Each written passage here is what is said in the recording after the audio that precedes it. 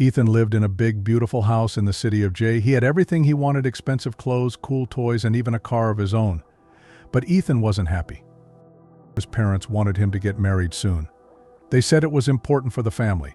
But Ethan didn't want to get married just because his parents told him to. He wanted to find someone special, someone who really liked him, not just because he was rich.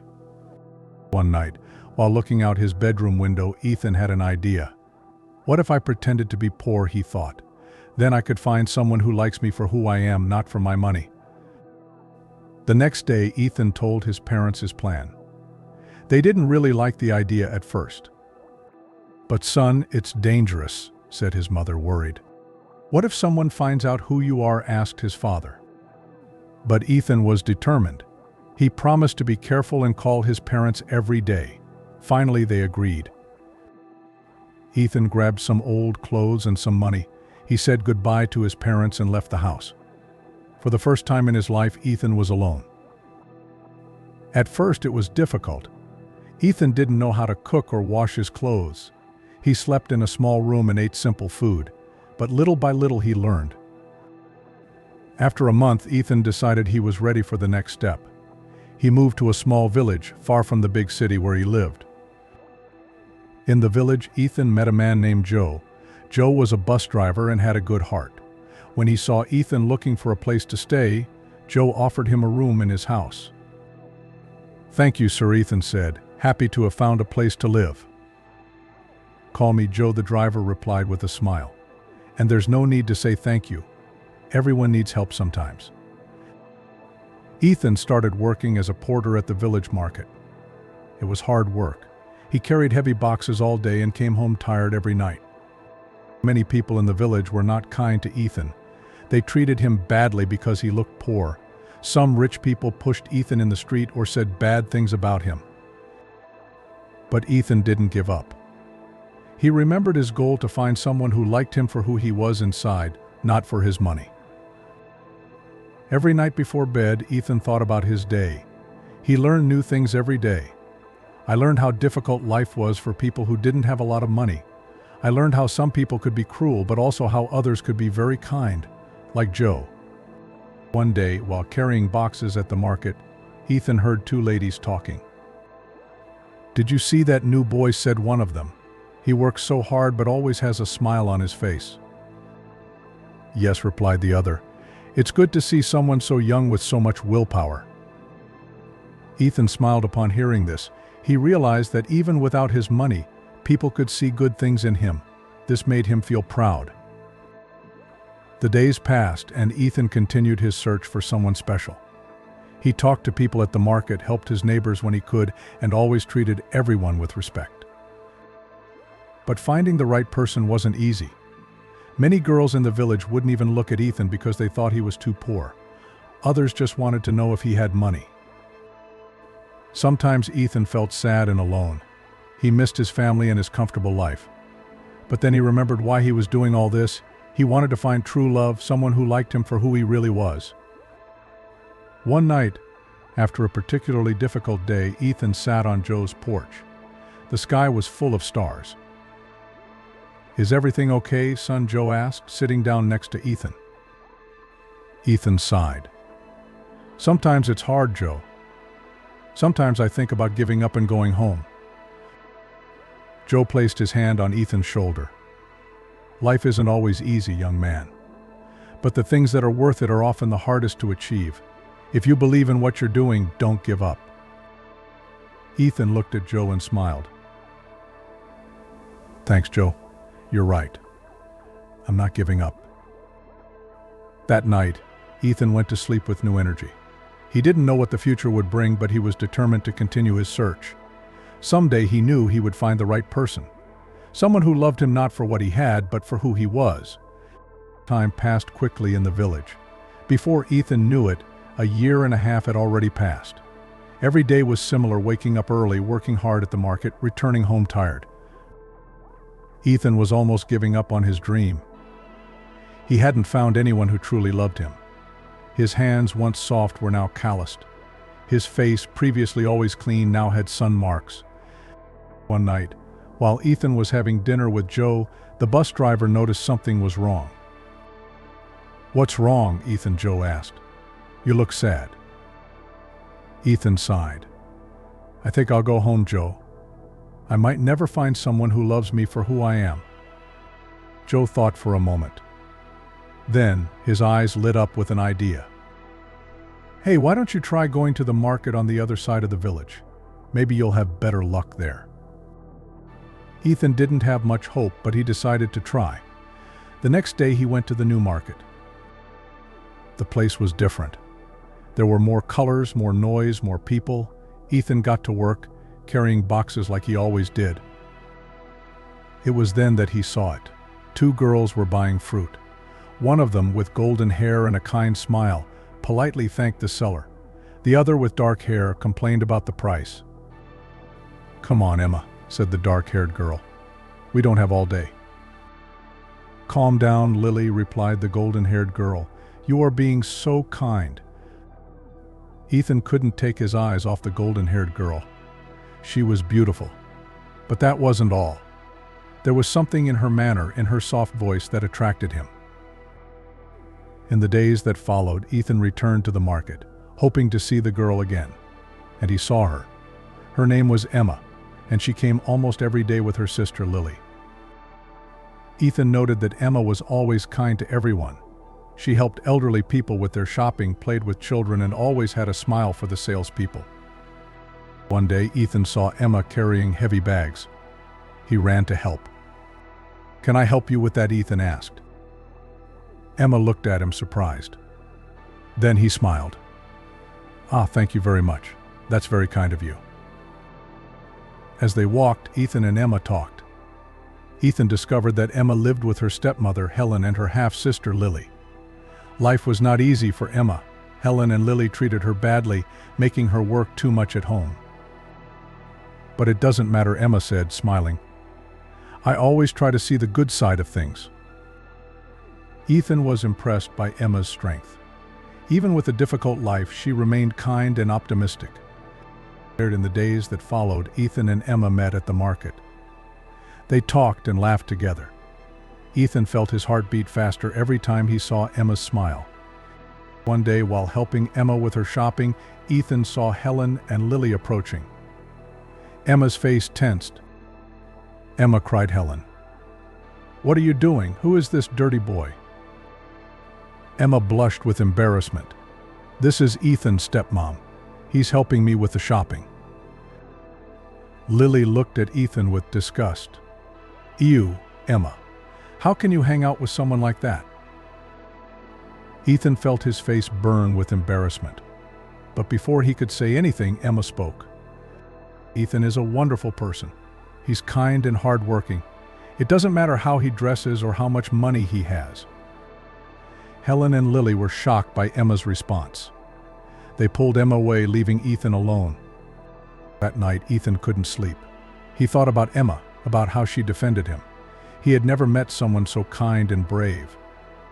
"Joe," Ethan said the next morning, "I think I found the person I was looking for." Joe smiled. "It's that girl from the market, isn't it?" "Emma." Ethan nodded, surprised. "How do you know?" "Ah," young man laughed Joe. "Your eyes light up every time you talk about her." In the days that followed, Ethan did everything he could to help Emma. He carried her shopping, fixed things in her house when Helen wasn't looking, and always had a kind word for her. Emma, in turn, always had a smile for Ethan. She liked listening to his stories about life in the big city, although Ethan was careful not to reveal that he was rich. One day, as they were walking together after shopping, Emma suddenly stopped. "Ethan," she said, looking into his eyes, "you are the kindest person I have ever met. I don't know what I would do without you." Ethan's heart skipped a beat. He wanted to tell Emma everything right then and there. He wanted to say that he loved her, that he wanted to marry her. But he knew it wasn't the right time yet. "Emma," he said softly, "you're amazing too. I promise I'll always be here for you." They looked at each other for a long moment. Ethan felt like he could stay there forever, just looking into Emma's eyes. But the moment was interrupted by Lily's scream. "Emma, come home now." Emma sighed. I have to go. Thanks for everything, Ethan. As he watched Emma walk away, Ethan knew he had found the right person. Emma was everything he ever wanted: kind, honest, strong. She loved him for who he was, not what he had. Ethan decided it was time to tell Emma the truth. He needed to reveal who he really was and ask for her hand in marriage. But how to do this without Helen and Lily interfering? That night, lying in his simple bed at Joe's house, Ethan made a plan. He would ask Emma to marry him, and then return to the city to seek help from his family. It would be risky, but Ethan knew it was worth it. With that thought, Ethan fell asleep, dreaming of a happy future with Emma. The sun had barely risen when Ethan woke up. His heart was pounding. Today was the day. He was going to ask Emma to marry him. Ethan got ready carefully, wearing his best clothes, which were still very simple. He took a flower from Joe's garden and left. On the way to the market, Ethan rehearsed what he would say. He was nervous but happy. Finally, after so long, he had found someone special. When he arrived at the market, Ethan saw Emma.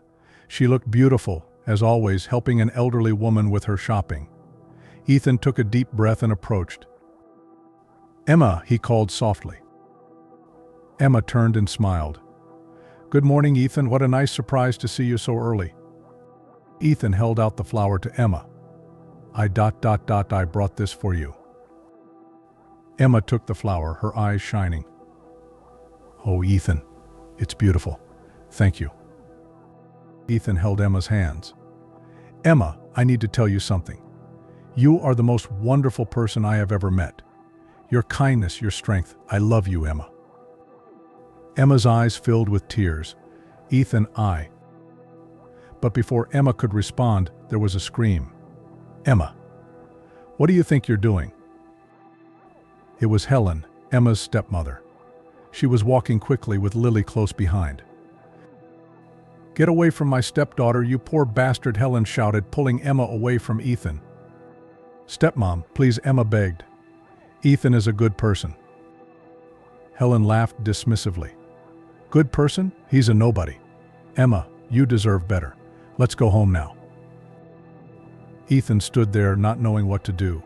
He saw Emma being dragged away, looking back sadly. At that moment, Ethan made a decision. It was time to reveal the truth. Wait, shouted Ethan. I need to tell you all something. Helen, Lily, and Emma stopped. People in the market approached, curious. Ethan took a deep breath. My real name is Ethan Goldsmith. I come from a wealthy family in the city of J. There were murmurs of surprise among the people. Emma looked at Ethan, confused. I came to this village pretending to be poor, Ethan continued.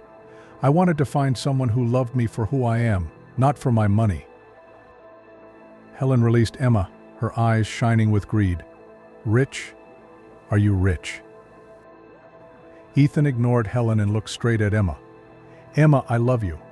I came here to ask you to marry me. Will you marry me? The market was silent. Everyone was waiting for Emma's answer. Emma looked at Ethan, tears in her eyes. Ethan, I don't know what to say. Have you been lying to me this whole time? Ethan approached Emma. I'm sorry for not telling you sooner. But everything we experienced together was real. My feelings for you are true. Emma was silent for a moment. Then she smiled softly. Ethan, I love you too. It doesn't matter if you're rich or poor. I love you for who you are. Helen interrupted the moment. Well, looks like we have a wedding to plan. Emma, darling, you must accept. Lily, who had previously despised Ethan, now smiled at him. Yeah, little sister. How lucky for you. Ethan looked seriously at Helen and Lily. The wedding will only happen if Emma wants it. And it will be on her terms, not yours. Emma smiled gratefully. She turned to Ethan. Yes, Ethan, I agree to marry you. The people in the market applauded. Joe, who was watching everything from afar, smiled proudly at Ethan. But Helen didn't give up easily. Very well, But if you're going to get married, we want a wedding fit for a rich man. I want to see jewelry, expensive dresses, a huge party." Ethan looked at Emma, who seemed uncomfortable with her stepmother's demands. "Okay," Ethan said. "I'm going back to J-Town and I'll bring everything I need for the wedding. But remember, Helen, what matters is what Emma wants." Emma hugged Ethan. "Are you sure you want to do this?" she asked softly. Ethan smiled. "I do. I want our marriage to be perfect, and I want your family to see that I can take good care of you." The next day, Ethan was preparing to return to Jay's town. He said goodbye to Joe, promising to return soon. "Thanks for everything, Joe," Ethan said, hugging the old driver. Joe smiled. "I'm proud of you, son. You found what you were looking for and didn't lose who you are in the process." Ethan kissed Emma goodbye. "I'll be back soon, my love. I promise." Emma smiled, her eyes full of love. "I'll be waiting." And so Ethan left for the city of Jay. His heart was light. He had found true love and was ready to start a new life with Emma. In town, Ethan went straight to his parents' house. When the door opened, his mother almost fainted from surprise. "Ethan, my son," she shouted, hugging him tightly. Ethan's father appeared, his eyes filling with tears at the sight of his son. Ethan told his parents everything about his life in the village, about Emma, about the wedding. "Son," said Ethan's father, "I'm proud of you. You've proven yourself to be a man of character." Ethan's mother smiled. "I can't wait to meet Emma." With the help of his parents, Ethan began preparing everything for the wedding. He chose the most beautiful ring for Emma, bought elegant clothes, and prepared an incredible party. The sun had barely risen when the village woke up to a strange noise. It was the sound of several large cars arriving. People came out of their homes to see what was happening. To everyone's surprise, a line of shiny cars stopped in the middle of the main street. From the first car, Ethan got out. But it wasn't the Ethan everyone knew. This Ethan was wearing elegant clothes and had a big smile on his face. The people of the village could not believe their eyes. Many who previously treated Ethan badly now tried to get close to him. Emma, who was helping at the bakery, heard the commotion and went out to see what was going on. When she saw Ethan, her eyes filled with tears of happiness. "Ethan," she shouted, running towards him. Ethan opened his arms and hugged Emma tightly. "I'm back, my love, as I promised." Helen and Lily appeared, their eyes wide at the sight of all the fancy cars. "Oh, Ethan dear," Helen said in a honeyed voice. "How wonderful that you're back. I see you brought gifts." Ethan looked seriously at Helen. "Yes, I brought everything you asked for to the wedding, but first I need to talk to Emma in private." Ethan took Emma to a quiet place, away from prying eyes. He held her hands and looked into her eyes. "Emma, I know this must all come as a surprise to you. I want you to know that even though I'm rich, my feelings for you are true. Will you still marry me?" Emma smiled, her eyes shining with love. "Ethan, I love you for who you are on the inside. Rich or poor, you are the man I want to spend the rest of my life with." They hugged, happy to be together again. Back on Main Street, Ethan introduced his parents to Emma. Ethan's mother hugged Emma affectionately. "Welcome to the family, darling," she said with a warm smile. Ethan's father shook Emma's hand. "We're happy Ethan found someone as special as you." Helen and Lily watched from afar, their faces a mixture of envy and regret. Ethan turned to Joe, who was standing near his old bus. "Joe, you've been like a father to me this past year. I want to thank you for everything." Joe smiled, excited. "No need to thank me, son. You brought joy to my life." Ethan signaled and one of his employees brought a large box. "Joe, this is my gift to you. A new bus to replace the old one." Joe was speechless. Tears streamed down his face as he hugged Ethan. In the days that followed, the village was transformed. Ethan used part of his fortune to help people in the community. He built a new school, renovated the hospital, and created jobs for many residents. The big wedding day has finally arrived. The village church was beautiful, decorated with flowers of all colors. The people of the village, dressed in their best clothes, filled the benches. When Emma entered the church, everyone was breathless. She looked stunning in her white dress, but what shined most was her smile. Ethan waited at the altar, his eyes full of love as he saw Emma walking towards him. When she reached his side, he whispered, "You look beautiful." The ceremony was emotional. Ethan and Emma exchanged vows of eternal love, promising to care for each other forever. When the priest declared them husband and wife, the church erupted in applause. At the party after the wedding, everyone was having fun. There was delicious food, happy music, and lots of dancing. Ethan and Emma danced happily, their faces beaming with joy. In a calm moment, Ethan pulled Emma into a quiet corner. "I'm so happy, Emma. You've made me the happiest man in the world." Emma smiled, her eyes shining. "And you made me the happiest woman, Ethan. Not for the money or the gifts, but for your kind heart." They kissed, sealing their love once again. Suddenly, Helen and Lily approached, looking embarrassed. "Emma," Helen began, "we want to apologize. We didn't treat you well, especially you, Emma. Can we start over?" Emma looked at Ethan, who nodded softly. Then, to everyone's surprise, Emma hugged Helen and Lily. "Of course we can start over," Emma said. "We're a family now." The three women cried together, years of heartache turning into hope for a better future. The party continued into the night. Joe danced happily with Ethan's mother. The village children played happily, and love seemed to fill the air. As the night came to an end, Ethan and Emma prepared to leave on their honeymoon. Before getting into the car, Ethan turned to the people in the village. "Thank you all," he said. "This village taught me the true value of things.